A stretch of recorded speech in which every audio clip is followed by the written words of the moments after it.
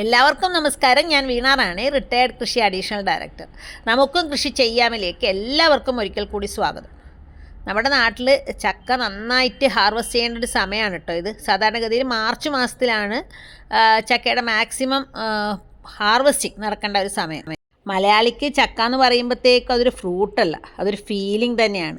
മിക്കവാറും മലയാളികളുടെ എല്ലാവരുടെയും പറമ്പിൽ, അത് ഇനി എവിടെയാണെങ്കിലും ഒരു കുഞ്ഞു തൈ പ്ലാവെങ്കിലും നടും. അപ്പോൾ പക്ഷേ നമ്മൾ വിചാരിച്ച ഉൽപ്പാദനം അതിൽ കിട്ടാതെ വരുമ്പോൾ നമ്മൾ ശരിക്കും പറഞ്ഞാൽ വിഷമിക്കും. അപ്പോൾ നടുന്ന സമയത്ത് തന്നെ നല്ല ഇനങ്ങൾ സെലക്ട് ചെയ്യണം. കാരണം ഇതിപ്പോൾ പണ്ടത്തെ ഒരു പ്ലാവാണ്. അത് ഒരു വലിയ സ്പേസ് മുഴുവൻ എടുത്തിട്ട് അവിടെ മുഴുവനും വളർന്ന് പന്തലിക്കുന്ന ഒരു പഴയ രീതിയാണ്. പക്ഷേ ഇന്നിപ്പം എന്ന് പറഞ്ഞു കഴിഞ്ഞാൽ നല്ല അത്യുൽപാദന ശേഷിയുള്ള ഇനങ്ങൾ നമ്മുടെ നാട്ടിൽ കിട്ടാനുണ്ട്. അത് വാങ്ങി നടുന്നതാണ് ഏറ്റവും നല്ലത്. കാരണം എന്താണെന്നറിയോ, നമുക്ക് സ്പേസ്, നമ്മളുടെ ലാൻഡ് ഹോൾഡിങ് വളരെ ചെറുതാണ്. അപ്പോൾ നമ്മുടെ സ്ഥലത്ത് പടർന്ന് വളരാൻ പറ്റിയ ഇനങ്ങൾ മാത്രം സെലക്ട് ചെയ്ത് കഴിഞ്ഞാൽ അത് ഭാവിയിൽ വലിയ പ്രശ്നങ്ങൾ ഉണ്ടാക്കില്ല. അപ്പോൾ സെലക്ഷൻ നടത്തുമ്പോൾ വളരെയധികം ശ്രദ്ധിക്കണം. നമ്മുടെ സ്ഥലത്തിന് അനുയോജ്യമായിരിക്കണം, അതുപോലെ പെട്ടെന്ന് കായ്ക്കുന്നതായിരിക്കണം. പിന്നെ ഒരു വർഷത്തിൽ 2 തവണയും 3 തവണയും കായ്ക്കുന്ന ഇനങ്ങൾ ഇന്നിപ്പോൾ അവൈലബിൾ ആണ്. അപ്പോൾ അങ്ങനെയുള്ള ഇനങ്ങൾ തന്നെ നോക്കി വാങ്ങിക്കുന്നതാണ് ഏറ്റവും നല്ലത്. ഇപ്പം വിയറ്റ്നാം ഏർലി ഡ്വാഫ് എന്ന് പറയുന്ന ഇനം, അതിൻ്റെ ഒരു പ്രത്യേകത എന്ന് വെച്ചാൽ വർഷത്തിൽ 2 തവണ അത് കായ്ക്കും. പക്ഷേ ആവശ്യമായിട്ടുള്ള ന്യൂട്രിയൻസ്, പണ്ട് പ്ലാവിന് വളം ചെയ്യുന്ന രീതി, അല്ലെങ്കിൽ പ്ലാവിനൊന്നും തന്നെ നമ്മൾ കൊടുക്കാറില്ല. അപ്പോൾ ഈ നാട്ടുമാവ് എന്ന് പറയുന്ന പോലത്തെ ഒരു സങ്കല്പം പോലെ പ്ലാവ് എവിടുന്നെങ്കിലൊക്കെ വളങ്ങൾ സംഘടിപ്പിച്ച് അതന്നെ വളർന്ന് വലുതാവുക എന്നുള്ളതായിരുന്നു നമ്മുടെ ഒരു സങ്കല്പം. അതിൽ നിന്നൊക്കെ മാറിയിട്ട് നന്നായിട്ട് വളം ചെയ്താൽ മാത്രമേ പുതിയ ഇനങ്ങൾ, പ്രത്യേകിച്ച് ഹൈബ്രിഡ് ഇനങ്ങൾ അല്ലെങ്കിൽ എക്സോട്ടിക് വെറൈറ്റീസൊക്കെ നല്ല ഉൽപ്പാദനം തരുള്ളൂ. കാരണം നമ്മുടെ മണ്ണിൽ കുറേ ന്യൂനതകളുണ്ട്. കാരണം കാൽഷ്യം ഇല്ല, മെഗ്നീഷ്യം ഇല്ല, പൊട്ടാസ്യം ഇല്ല, സിങ്കും ബോറോണും വളരെ കുറവാണ്. ഇങ്ങനത്തെ ഒരു സിറ്റുവേഷനിൽ നമ്മൾ കൊണ്ടുപോയി ഹൈബ്രിഡ് തൈ നടുമ്പോഴത്തേക്കും അതിനാവശ്യമായിട്ടുള്ള ന്യൂട്രിയൻസ് നമ്മൾ സമയത്തിന് കൊടുത്തു കഴിഞ്ഞാൽ മാത്രമേ നല്ല ഉൽപ്പാദനം കിട്ടുള്ളൂ. ഇനിയിപ്പോൾ വലിയ പ്ലാവാണെങ്കിൽ തന്നെ ആവശ്യത്തിനുള്ള പ്രൂണിങ് കൊടുക്കണം. പ്രൂണിങ് കൊടുത്താൽ മാത്രമേ ഇതിൻ്റെ ഇടയിലേക്ക് കൂടിയിട്ടുള്ള വായുസഞ്ചാരം, എയർ സർക്കുലേഷൻ കറക്റ്റായിട്ടുണ്ടെങ്കിൽ മാത്രമേ പെസ്റ്റ് ആൻഡ് ഡിസീസിനെ നമുക്ക് കൺട്രോൾ ചെയ്യാൻ പറ്റും. അപ്പോൾ ഉണങ്ങിയ ശാഖകളും രോഗബാധയേറ്റ ശാഖകളൊക്കെ മുറിച്ച് മാറ്റുന്നതാണ് നല്ലത്. പ്രൂണിങ് വേണം.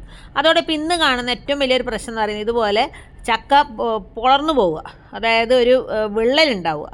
ഇത് ബോറോൺ എന്ന് പറയുന്ന സൂക്ഷ്മമൂലകത്തിൻ്റെ അഭാവ ലക്ഷണമാണ്. അതുപോലെ ഇന്നിപ്പോൾ കാണുന്ന ഒരു രോഗമുണ്ട്, അതൊരു ബാക്ടീരിയ ഉണ്ടാക്കുന്ന രോഗമാണ്. ചക്ക പുറത്തുനിന്ന് കണ്ടു കഴിഞ്ഞാൽ ഒരു പ്രശ്നം ഉണ്ടാവില്ല, പക്ഷേ അകത്ത് നോക്കിക്കഴിഞ്ഞാൽ ചമണിയുടെ ഇടയിലും ചക്കയുടെ ചുളയുടെ ഇടയിലൊക്കെ തന്നെ ഒരുമാതിരി കറുത്ത ഡിസ്കളറേഷൻ പോലത്തെ സംഭവങ്ങൾ കാണുന്നുണ്ട്. ഇത് നിയന്ത്രിക്കുന്നതിന് ആദ്യം ചെയ്യേണ്ടതെന്നറിയോ, മണ്ണിൻ്റെ പുളിരസം കളയുന്നതിനായിട്ട് കുമ്മായം ചേർക്കുക. അതായത് പൊടിഞ്ഞ കുമ്മായം 1 കിലോഗ്രാം എങ്കിലും ഒരു പ്ലാവിൻ്റെ ചുവട്ടിൽ ചേർത്ത് കൊടുക്കണം. കാരണം കാൽഷ്യം ഡെഫിഷ്യൻസി ഉണ്ടാവുന്നുണ്ട്. അതേപോലെ തന്നെ പുളിരസം മാറ്റുന്നതിനും പൊടിഞ്ഞ കുമ്മായ വസ്തുക്കൾ ചേർത്തേ മതിയാവും. നമ്മളെ നാട്ടിൽ പണ്ടത്തെ പോലെയല്ല, തെങ്ങിൻ തോട്ടം വെച്ച് പിടിപ്പിക്കുക എന്നുള്ളതായിരുന്നു നമ്മുടെ ഒരു കാലങ്ങളായിട്ടുള്ളൊരു ട്രെൻഡ്. അത് മാറിയിട്ട് പ്ലാവിൻ തോട്ടങ്ങൾ ഉണ്ടാക്കുന്ന ഒരു രീതി വന്നിട്ടുണ്ട്. അപ്പോൾ ആവശ്യമായിട്ടുള്ള ഇടയകലം കൊടുത്തിട്ട് മാത്രമേ 2 പ്ലാവും തൈകൾ നടാൻ പാടുള്ളൂ. അല്ലെങ്കിൽ എന്താ പറ്റുകയെന്ന് വെച്ച് കഴിഞ്ഞാൽ തമ്മിൽ മുകളിലോട്ട് കയറി വളരുമ്പോഴത്തേക്കും ആവശ്യത്തിനുള്ള സൂര്യപ്രകാശമോ അല്ലെങ്കിൽ വായുസഞ്ചാരമോ കിട്ടാതെ വരുമ്പം ഉൽപ്പാദനം തീരെ കുറയുന്നതിനുള്ള സാധ്യതയുണ്ട്.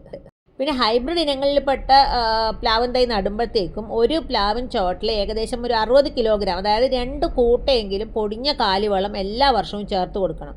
നേരത്തെ 1 കിലോഗ്രാം പൊടിഞ്ഞ കുമ്മായം ചേർക്കാൻ പറഞ്ഞു. അത് കഴിഞ്ഞ് ഒരു 15 ദിവസം കഴിഞ്ഞതിന് ശേഷമായിരിക്കണം ഒരു 60 കിലോഗ്രാം എങ്കിലും പൊടിഞ്ഞ ജൈവവളം, അത് കാലിവളമാകാം, ആട്ടിൻകാഷ്ടമാകാം, മണിര കമ്പോസ്റ്റ് ആവാം, ഏതാണെങ്കിലും ചേർത്ത് കൊടുക്കുക. പിന്നെ രാസവളത്തിൻ്റെ കാര്യം പറയുകയാണെങ്കിൽ പൊട്ടാഷ് ഒരു പ്ലാവിനെ സംബന്ധിച്ചിടത്തോളം 1.5 കിലോഗ്രാം എങ്കിലും പൊട്ടാഷ് ഒരു വർഷം ആവശ്യമുള്ളതാണ്. അപ്പോൾ അത് നമ്മൾ പലപ്പോഴും കൊടുക്കാതെ വരുമ്പോൾ എന്താ പറ്റുകയെന്ന് വെച്ചാൽ ചക്ക ആവശ്യത്തിനുള്ള വലിപ്പം വരാതെ പോകുന്നു. എല്ലാ ചക്കയും കുഞ്ഞ് പെൺപൂക്കളൊന്നും തന്നെ ഫുള്ളായിട്ടും കായായിട്ടും മാറാതെ പോകുന്നു. അങ്ങനെയൊക്കെയുള്ള പ്രശ്നങ്ങൾ ഉണ്ടാവാറുണ്ട്. പിന്നെ ഈ ഹൈബ്രിഡ് തൈകളിൽ ചില സമയത്ത് ചക്കയുടെ ഞെട്ടറ്റത്ത് കറുത്ത ചീഞ്ഞ പാടുകൾ ഉണ്ടാവാറുണ്ട്. എന്നിട്ട് അത് പൊഴിഞ്ഞു പോവുകയും ചെയ്യും. ഇത് ഒഴിവാക്കുന്നതിനായിട്ട് നമുക്ക് സൂഡോമോണാസിൻ്റെ സഹായം തേടാം. സൂഡോമോണാസ് എന്ന് പറയുന്ന മിത്ര ബാക്ടീരിയയാണ്. അത് മണ്ണിൽ നമുക്ക് ചേർത്ത് കൊടുക്കാം. എങ്ങനെ ചേർക്കാമെന്ന് വെച്ച് കഴിഞ്ഞാൽ 100 കിലോഗ്രാം ചാണകപ്പൊടിയോ മണിര കമ്പോസ്റ്റോ എടുത്തതിന് ശേഷം അതിനകത്ത് നമുക്ക് 2 കിലോഗ്രാം സൂഡോമോണാസോ ട്രൈക്കോഡർമയോ നന്നായി മിക്സ് ചെയ്തിട്ട് 15 ദിവസം ഒരു നേർത്ത നനവിൽ, ഒരു പുട്ടിൻ്റെ നനവിൽ അതിനകത്ത് ഈ സൂക്ഷ്മാണുക്കൾ വളരട്ടെ. ഒരു നല്ലൊരു ഷെയ്ഡിലായിരിക്കണം ഇങ്ങനെ ചെയ്യുന്നത്. ഇത് കൊണ്ടുപോയിട്ട് നമ്മളുടെ പ്ലാവിൻ്റെ ചുവട്ടിൽ ഇട്ട് കൊടുക്കുക. അങ്ങനെ വരുമ്പോഴത്തേക്കും ആ സുഡോമോണാസ് അവിടെ മൾട്ടിപ്ലൈ ചെയ്യുകയും അവിടെ ഉണ്ടാകുന്ന രോഗാണുക്കളെ അത് നശിപ്പിക്കുകയും ചെയ്യും. സുഡോമോണാസ് എന്ന് പറയുമ്പോൾ ഇത്ര ബാക്ടീരിയയാണ്. ഇതിൻ്റെ ഏറ്റവും പ്രധാനപ്പെട്ട പ്രക്രിയ എന്ന് പറയുന്നത് രോഗാണുക്കളുടെ സെൽ വോൾ ഇത് ബ്രേക്ക് ചെയ്യും. അതുപോലെ തന്നെ ഇതുണ്ടാക്കുന്ന പല ആൻറ്റിബയോട്ടിക്സും ട്രോപ്പലോൺ, ഊമൈസിൻ തുടങ്ങിയിട്ടുള്ള ആൻറ്റിബയോട്ടിക്സ് രോഗാണുക്കളെ നശിപ്പിക്കുന്നതിന് സഹായിക്കും. അതേപോലെ ഇതുണ്ടാക്കുന്ന സെഡറോഫോർ എന്ന് പറയുന്ന കെമിക്കൽ രോഗാണുക്കളുടെ തീറ്റയായിട്ടുള്ള അയേൺ എടുക്കുന്നതിനെ സമ്മതിക്കില്ല.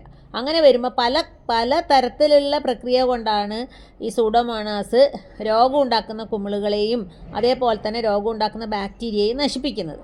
അപ്പോൾ നമുക്ക് എന്ത് ചെയ്യാം? ചാണകപ്പൊടിയോടൊപ്പം മിക്സ് ചെയ്ത് ചുവട്ടിലിട്ട് കൊടുത്തു കഴിഞ്ഞാൽ മണ്ണിലുള്ള ഈ രോഗാണുക്കളുടെ എണ്ണം കുറക്കാൻ ഇത് സഹായിക്കും. ഇനിയിപ്പോൾ 15 ദിവസം നമുക്ക് വെയിറ്റ് ചെയ്യാനില്ല എന്നുണ്ടെങ്കിൽ നമുക്കൊരു കാര്യം ചെയ്യാം. സൂഡോമോണാസ് ഫ്ലോറസെൻസ് 20 ഗ്രാം 1 ലിറ്റർ വെള്ളത്തിൽ കലക്കിയതിന് ശേഷം തടത്തിൽ ഒഴിച്ചു കൊടുക്കാം.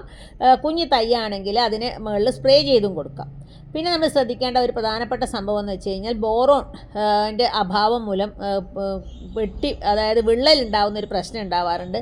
അതിന് നമുക്ക് ചാണകപ്പൊടിയോടൊപ്പം ബോറാക്സ് മിക്സ് ചെയ്ത് ഉപയോഗിക്കാം. വലിയ പ്ലാവൊക്കെ ആണെങ്കിൽ 1/4 കിലോഗ്രാം വരെ ബോറാക്സ് 3 കിലോഗ്രാം ചാണകപ്പൊടിയോ അല്ലെങ്കിൽ മണ്ണിര കമ്പോസ്റ്റോ ആയിട്ട് മിക്സ് ചെയ്ത് വെച്ചതിന് ശേഷം ചോട്ടിലിട്ട് കൊടുക്കാം. ഒരിക്കലും സൂഡോമോണാസ് ഉപയോഗിച്ച് ഉടനെ തന്നെ ബോറാക്സ് ചേർക്കരുത്. ഒരു 15 ദിവസത്തെ ഗ്യാപ്പ് ഇട്ട് കൊടുത്തതിന് ശേഷം ചേർക്കുന്നതാണ് നല്ലത്. ഇതിപ്പോൾ നമുക്ക് പലതരത്തിലുള്ള ജൈവവളത്തോടൊപ്പം മിക്സ് ചെയ്ത് ഉപയോഗിക്കാം. നേരിട്ട് ഉപയോഗിക്കുന്നതിനേക്കാളും ഏതെങ്കിലും ഒരു ജൈവവളത്തോടൊപ്പം മിക്സ് ചെയ്ത് ഉപയോഗിക്കുന്നതാണ് എഫിഷ്യൻസി കൂട്ടാൻ ഏറ്റവും നല്ലത്. പണ്ടൊന്നും ആരും പ്ലാവിന് ഒരു വളപ്രയോഗം നൽകിയിട്ടുണ്ടായിരുന്നില്ല എന്നുള്ളതല്ലേ ഇപ്പോൾ നിങ്ങൾ പറഞ്ഞത്. പക്ഷേ ഇന്നിപ്പോൾ എന്ന് വെച്ച് കഴിഞ്ഞാൽ ഹൈബ്രിഡ് ഇനങ്ങൾ അല്ലെങ്കിൽ എക്സോട്ടിക് വെറൈറ്റീസ് ഒക്കെ നടുമ്പം ആവശ്യമായിട്ടുള്ള വളപ്രയോഗം കൊടുത്താൽ മാത്രമേ ആവശ്യത്തിനുള്ള ഉൽപ്പാദനം അതിൽ നിന്ന് കിട്ടുള്ളൂ. അതേപോലെ തന്നെ 2 പ്രാവശ്യവും ഒക്കെ പിടിക്കുന്ന നമ്മളുടെ വിയറ്റ്നാം ഏർലി ഡ്വാഫിനെ സംബന്ധിച്ചിടത്തോളം 2 തവണയായിട്ട് വളപ്രയോഗം ചെയ്തു കഴിഞ്ഞാൽ മാത്രമേ നല്ല ഉൽപ്പാദനം കിട്ടുള്ളൂ. അപ്പോൾ തീർച്ചയായിട്ടും ഈ വീഡിയോ നിങ്ങൾക്ക് ഉപയോഗപ്പെടുന്നതന്നെയാണ് ഞാൻ വിചാരിക്കുന്നത്. ഇഷ്ടമായെങ്കിൽ please like, share and subscribe. നിങ്ങളുടെ ആവശ്യങ്ങളും അഭിപ്രായങ്ങളും നിർദ്ദേശങ്ങളും പ്രശ്നങ്ങളും ഒക്കെ തന്നെ കമൻ്റായിട്ട് അറിയിക്കുക. വീണ്ടും ഒരു കാർഷിക വീഡിയോയുമായി കാണുന്നത് വരെ നന്ദി, നമസ്കാരം.